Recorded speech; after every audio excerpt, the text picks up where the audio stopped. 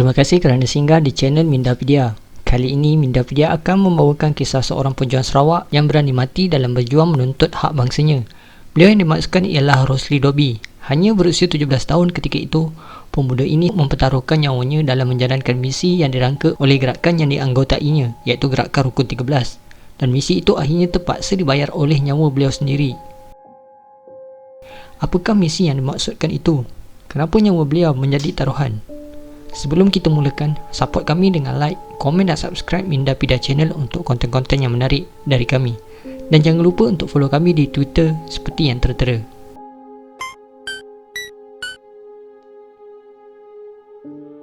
Rosli dilahirkan pada 18 Mac 1932 di Kampung Pulau Sibu. Merupakan anak kepada Dobi Buang, seorang lelaki berketurunan Melayu Palembang, dan ibunya bernama Habibah Alamid. Rosli belajar di Methodist School Sibu dan menjadi guru di Sekolah Rakyat Sibu pada sebelah petangnya sekitar tahun 1947. Beliau juga pernah bekerja di Jabatan Kerja Raya Sarawak dan menulis untuk Utusan Sarawak. Rosli dikenali sebagai seorang nasionalis dan seorang penyair. Menggunakan nama samaran Lidros, Rosli menerbitkan puisi kebangsaan yang bertajuk Panggilanmu Yang Suci yang diterbitkan di Utusan Sarawak pada 28 Februari 1948. Beliau menyertai pergerakan pemuda Melayu Sibu di bawah kepimpinan Sirat Haji Yaman. Selain itu, Rosli menyertai Rukun 13 pada Ogos 1948. Beliau diperkenalkan kepada organisasi oleh seorang sahabat lama, iaitu Awang Ramli.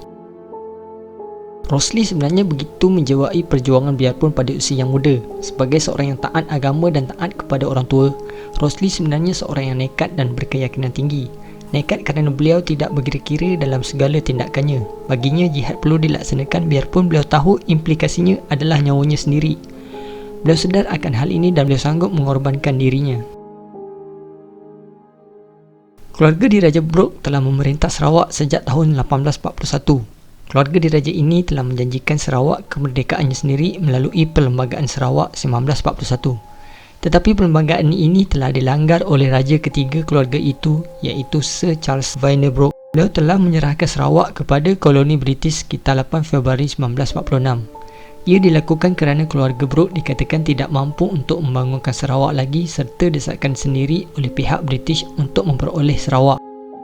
Rakyat tidak setuju dengan penyerahan ini dan wujudlah suara-suara penentangan hinggalah ia digelarkan gerakan anti penyerahan. Walaupun gerakan ini cukup besar, namun ia kurang memberi impak secara total terhadap situasi penyerahan itu. Ia perlu juga melibatkan pertumpahan darah sebagai indikasi jelas bagaimana penduduk Sarawak tidak suka akan penyerahan itu. Pada 3 Disember 1949, ia dianggap sebagai satu tarikh keramat bagi Rosli dan rakan perjuangannya.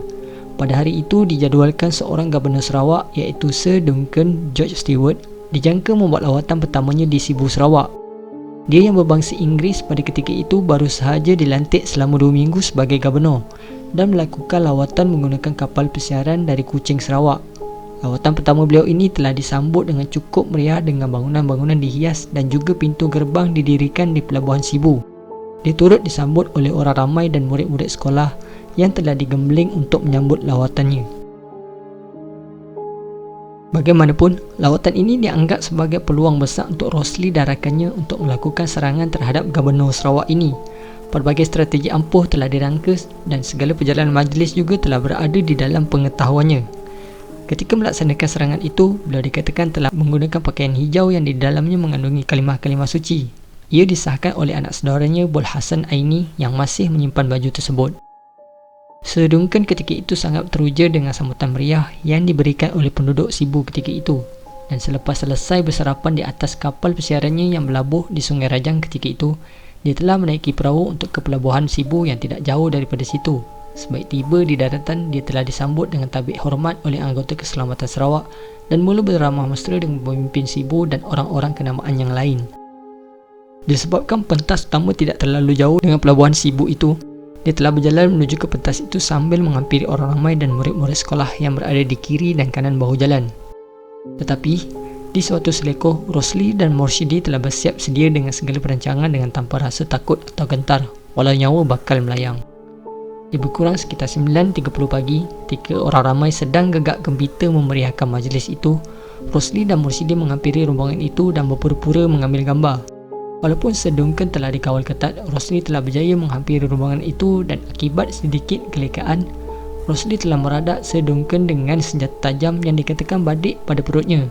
Badik yang telah disapu racun itu lantas menyebabkan Sir Duncan rebah ke bumi serta merta, dan lantas menimbulkan hiruk pikuk orang ramai ketika itu.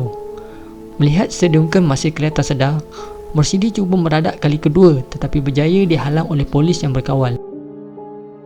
Cubaan Rosli dan Mursidi untuk melarikan diri gagal apabila polis serta-merta mengejar dan menangkap mereka ketika itu juga. Menurut sumber perubatan mengatakan, luka yang dialami oleh Sir Duncan Stewart dikategorikan sebagai antara yang parah. Ada 15 luka-luka kesemuanya yang menembusi sehingga ke bahagian usus kecil beliau dan sedalam antara 3 ke 3,5 inci setiap satu. Disebabkan kecederaan yang serius itu, dia telah diterbangkan ke Singapura dengan segera. Malah ketika di dalam penerbangan, dia turut dikatakan menerima perpindahan darah di udara pada masa itu. Akhirnya, pada 10 Disember 1949, Sir Duncan Stewart mengembuskan nafasnya yang terakhir di Singapura, yang mana menyaksikan gerakan mencari dan menggeledah mana-mana pihak yang bersekongkol dengan peristiwa berdarah pada tanggal 3 Disember 1949 sehingga kelubang cacing dilakukan. Maka tertangkaplah dua lagi rakan Rosli, iaitu Bujang Sutong dan Awang Ramli turut ditahan kemudian.